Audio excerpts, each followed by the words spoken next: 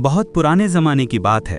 वो वक्त जब ताज सोने का नहीं बल्कि ज़मीर का होता था और बादशाहत तलवार की धार पर नहीं बल्कि इंसाफ की नेकी पर टिकी होती थी। हिंदुस्तान की सरजमीन पर एक ऐसा इलाका था, शहर नूराबाद, जहां का बादशाह ज़हीरुद्दीन अहमद शाह अपने अदल और रहम के लिए मशहूर था। उसके महल की दीवारें संगमरमर की थीं, मगर दिल मोम का था। ज़हीरुद्दीन का एक ही चिराग था, उसकी बेटी शहजादी नूरजहां बेगम। उसकी पैदाइश के दिन पूरे महल में खुशियां मनाई गई थी, मगर उसी शाम महल के बाहर एक बूढ़ी औरत आई, बाल बिखरे हुए, कपड़े मैले, हाथ में एक पुराना तावीज़।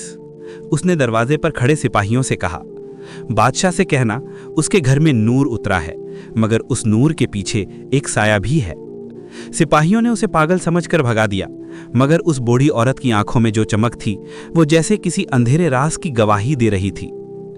वक्त गुजरता गया, नूरजहां बड़ी हुई, तमीज़, इल्म और अदब की मिसाल, मगर उसकी आंखों में एक अजीब गहराई थी, जैसे किसी पुराने दर्द का साया उसमें पल रहा हो। जब भी महल के पुराने हिस्से में जाती, उसे वहां से कुछ फुसफुसाहटें सुनाई देती। वह सोचती है उसका वहम है, मगर एक रात वह फुसफुसाहट इतनी साफ हुई कि उसे अपने नाम की पुकार सुनाई दी, नूरजहां, नूरजहां। वह कांप गई। उसके साथ की दाई जैनब ने उसे थाम लिया, बोली, बीबी जान, शायद हवा की आवाज हो। मगर नूरजहां के दिल में खलल पड़ चुका था। उसने पहली बार महसूस किया कि महल के कुछ हिस्सों में हवा नहीं, रहस्य बहता है। उधर बादशाह ज़हीरुद्दीन भी कुछ बेचैन था। कुछ महीने से महल में अजीब हादसे होने लगे थे। दरबार की दीपकें अपने आप बुझ जाती, दस्तखत वाले कागज गायब हो जाते और कभी कभी दीवारों पर लाल निशान दिखते जो सुबह तक मिट जाते। वजीर आला हकीम अब्दुल रईस ने इसे साया गुनाह कहा, यानी ऐसा साया जो किसी पुराने गुनाह से जुड़ा हो। बादशाह को यह सुनकर झटका लगा, क्योंकि उसे अपने अतीत की एक ऐसी कहानी याद आई जो उसने जिंदगी भर किसी से नहीं कही थी। सालों पहले जब वह नया बादशाह बना था, दरबार में एक गरीब लड़की पर इल्जाम लगा था, चोरी का। उसका नाम था नादिरा। वो महल की नौकरानी थी और शहजादे के कमरे में काम करती थी। कहा गया कि उसने शाही जेवर चुराया। बिना पूरी तहकीकात के ज़हीरुद्दीन ने सख्त हुक्म दिया, जिसने ताज की इज्जत पर हाथ डाला वो जिंदा नहीं रह सकता, और उसे मरवा दिया गया। मगर अगले दिन असली चोर पकड़ में आया, एक शाही सिपाही। उस वक्त तक नादिरा की लाश दफना जा चुकी थी। बादशाह को गम ने तोड़ दिया, मगर ताज का बोझ ऐसा होता है कि आंसू भी जमीन तक नहीं गिरते। अब वही गुनाह जैसे फिर से जिंदा हो गया था। एक दिन जब शहजादी बाग में सैर कर रही थी, उसने एक अजनबी नौजवान को देखा। ऊंचा कद, चेहरे पर रहस्यमयी मुस्कान और आंखों में अंधेरा। उसने कहा कि वह एक सौदागर है, तैमूर फर्रुख, जो दूर मुल्क से कीमती पत्थर बेचने आया है। नूरजहां ने उसे दरबार में बुलवाया। तैमूर की बातें नर्म थीं, मगर उनमें एक अनजाना असर था। जब वह बोलता तो जैसे माहौल ठहर जाता। कुछ ही हफ्तों में तैमूर दरबार का पसंदीदा मेहमान बन गया। बादशाह को उसकी अक्ल और इल्म भा गई, मगर हकीम रईस को उसकी आंखें पसंद नहीं थी। एक दिन उसने बादशाह से कहा, जहां पनाह हर मुस्कान में मोहब्बत नहीं होती, कुछ मुस्कानें इंतकाम छिपाए होती हैं। बादशाह मुस्कुराया, रईस, हर वक्त शक नहीं करना चाहिए, जो साफ दिखे उसे घबराहट क्यों? रईस ने धीरे से कहा, कभी कभी जो साफ दिखता है वही सबसे बड़ा पर्दा होता है। उस रात महल में फिर वही सरगोशियां सुनाई दी। इस बार ज़ैनब ने कसम खाई कि उसने खुद देखा, एक औरत सफेद कपड़ों में जो नूरजहां के कमरे की तरफ जा रही थी, मगर दीवार में गायब हो गई। सुबह दरबार लगा, तैमूर भी मौजूद था। उसने कहा, जहां पनाह, अगर इजाजत हो तो मैं इस रहस्य की तह तक पहुंच सकता हूं। मेरे मुल्क में ऐसे सायों के इलाज का इल्म है। हकीम रईस ने विरोध किया, नहीं जहां पनाह, यह मामला तिलिस्म का नहीं, तौबा का है। मगर बादशाह ने तैमूर को इजाजत दे दी। तैमूर ने महल के तहखाने में उतरना शुरू किया। वहां सदियों पुरानी कब्रें थीं। उनमें एक थी नादिरा की। उसने मिट्टी में से कुछ निकाला, एक पुराना तावीज जिस पर लिखा था, खून ए नादिरा से बंधा साया। जब उसने उसे पढ़ा तो तहखाने की हवा भारी हो गई। अचानक एक दीवार पर लाल निशान उभरा, हिसाब बाकी है। उस दिन के बाद नूरजहां बदल गई। वो चुप रहने लगी। उसकी आंखों के नीचे नींद नहीं, किसी और दुनिया का असर था। कभी कभी उसकी आवाज बदल जाती, गहरी, कर्कश, जैसे कोई और बोल रहा हो। उसने एक बार आईने में खुद को देखा और चीख पड़ी, ये मैं नहीं, ये कौन है? बादशाह बेचैन था। उसने हकीम रईस से कहा, रईस, मुझे बताओ ये सब क्या है? रईस ने कहा, जहां पनाह, ये उस गुनाह का साया है जिसे आपने खुद दबाया था। तैमूर कोई सौदागर नहीं, बल्कि नादिरा का रिश्तेदार है। वो अपनी मारी हुई बहन का बदला लेने आया है। ज़हीरुद्दीन के पैरों तले जमीन खिसक गई। उसे याद आया नादिरा की कब्र के पास कोई छोटा बच्चा भी था जिसे किसी ने गोद लिया था। क्या वही बच्चा बड़ा होकर तैमूर? मगर अब बहुत देर हो चुकी थी। नूरजहां का हाल दिन ब दिन बिगड़ता गया। वो रातों को तैमूर का नाम बुदबुदाती। एक रात जब सब सो रहे थे तो हकीम रईस ने देखा कि तैमूर शहजादे के कमरे के पास कोई दुआ नहीं बल्कि काला अमल कर रहा है। उसने कुछ पन्ने जलाकर हवा में उछाले और कहा, नादिरा, तेरे खून का बदला अब पूरा होगा।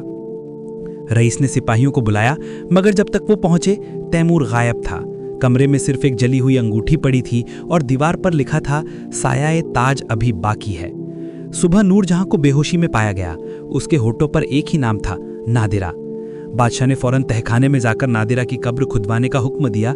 जब मिट्टी फटाई गई तो वहां सिर्फ एक सफेद कपड़ा था और उसके नीचे एक नई सील लगी हुई चिट्ठी, जिस पर लिखा था, जो इंसाफ बिना तौबा के करे उसका फैसला जमीन नहीं आसमान करता है। रात गहरी थी। महल की ऊंची मीनारें अंधेरे में ऐसे लग रही थीं जैसे सदियों के राज छिपाए खड़ी हों। हवाओं में नमक और मिट्टी की खुशबू थी, शायद इसलिए कि उसी शाम नादिरा की कब्र खोली गई थी। मगर जो चिट्ठी वहां से मिली उसने पूरे दरबार को हिला दिया था। बादशाह ज़हीरुद्दीन अपने कमरे में अकेला बैठा था। सामने वही पुराना ताज रखा था जो अब उसे बोझ लगने लगा था। उसने ताज को देखा और बुदबुदाया, क्यों किया मैंने वो फैसला, क्यों? उसकी आंखों में आंसू आ गए। तभी पीछे से आवाज आई, क्योंकि आप बादशाह थे, इंसान नहीं। ज़हीरुद्दीन ने पीछे मुड़कर देखा। दरवाजे पर हकीम रईस खड़ा था। जहां पनाह, उसने कहा, हर इंसान से गलती होती है, मगर बादशाह की गलती सदियों का साया बन जाती है। अब वक्त है कि आप उस साये का सामना करें। बादशाह ने थके हुए लहजे में कहा, कैसे करूं रईस, वो लड़की मर चुकी है और उसका बदला लेने वाला अब मेरी बेटी के पीछे है। रईस ने कहा, नादिरा मरी नहीं जहां पनाह, वो मरी थी जिस्म से, मगर उसकी सच्चाई जिंदा रही। जब तक उस सच्चाई को आप जुबान नहीं देंगे, उसका साया इसी महल में रहेगा। बादशाह की आंखों में डर और पछतावा दोनों थे। उसने पूछा, क्या कोई रास्ता है?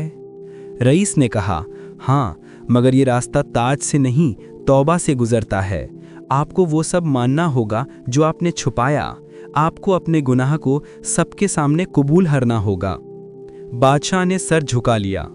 उधर नूरजहां का हाल और बिगड़ गया था। अब वो दिन में भी किसी और आवाज में बात करती। ज़ैनब ने बताया कि शहजादी अपने कमरे में दीवार से बातें करती है और जब कोई पास जाता है तो वो कहती है, मुझे अकेला छोड़ दो, वो आने वाली है।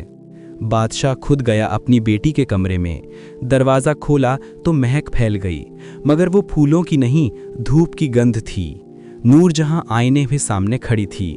बाबा, आप आए? देखिए वो कितनी खूबसूरत है।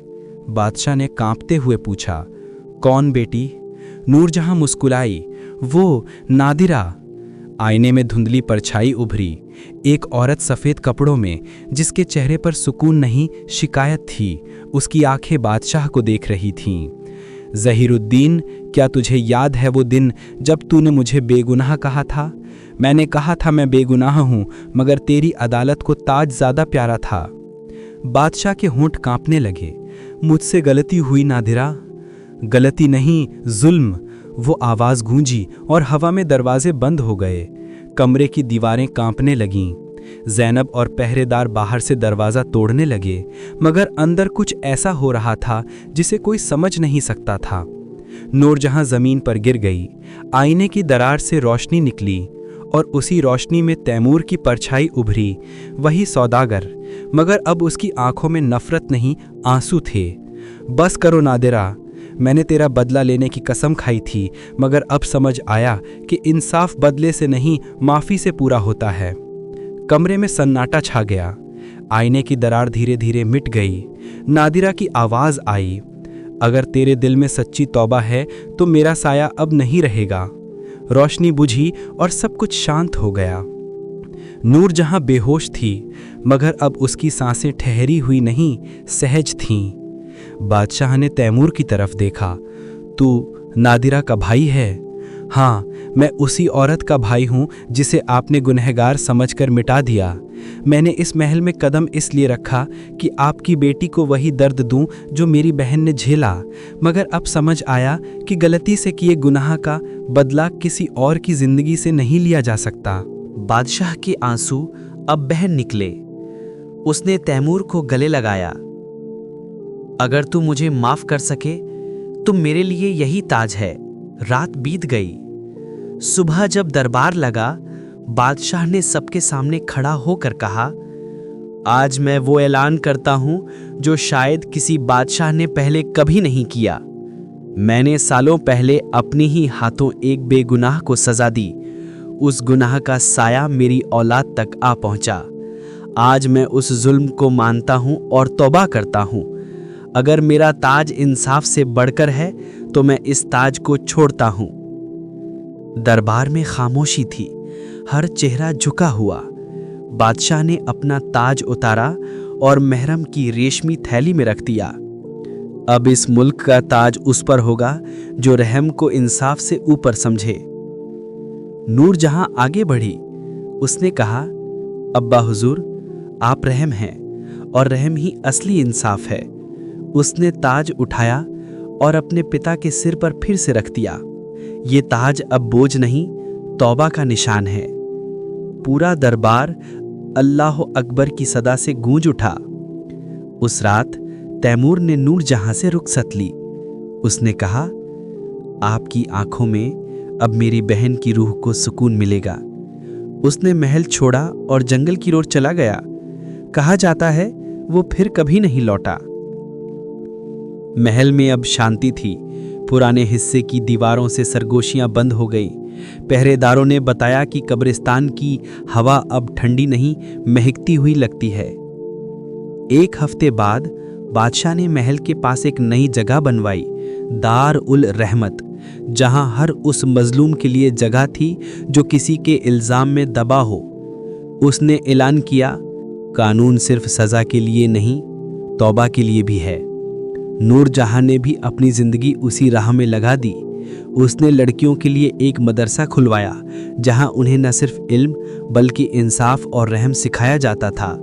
बरसों बाद जब बादशाह बूढ़ा हो गया तो लोग कहते, ये वही आदमी है जिसने अपने ताज से बड़ा अपना ज़मीर समझा।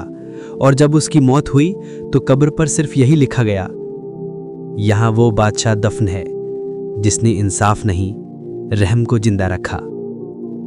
कभी कभी हम अपने फैसलों को सही समझकर किसी की जिंदगी का सबसे बड़ा गलत मोड़ बना देते हैं। असली इंसाफ तलवार से नहीं, तौबा और रहम से होता है। जो अपने गुनाह को पहचान लेता है वही असली बादशाह होता है। कहते हैं उस रात जब उसकी रूह रवाना हुई, आसमान पर हल्की सी रोशनी फैली और महल की दीवार से किसी ने फुसफुसाया, अब मेरा साया मिट गया।